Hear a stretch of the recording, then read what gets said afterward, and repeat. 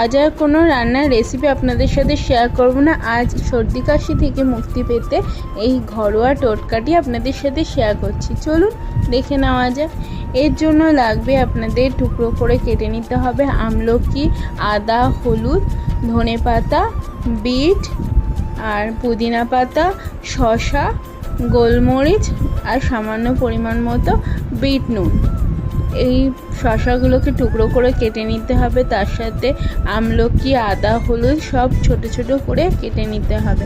কেটে নিয়ে তার সাথে পরিমাণ মতো গোলমরিচ, বিট নুন দিয়ে আর পুদিনা পাতা, ধনে পাতা, বিট এগুলো সবগুলোই একসাথে দিয়ে এবার মিক্সিতে ঘুরিয়ে নিতে হবে।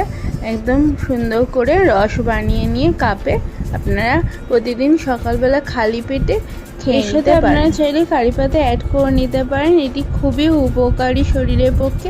এই ভিডিওটি যদি আপনাদের ভালো লেগে থাকে অবশ্যই লাইক, শেয়ার, কমেন্ট করতে ভুলবেন না। চ্যানেলটিকে সাবস্ক্রাইব করে আমাদের পাশে থাকবেন। Thank you.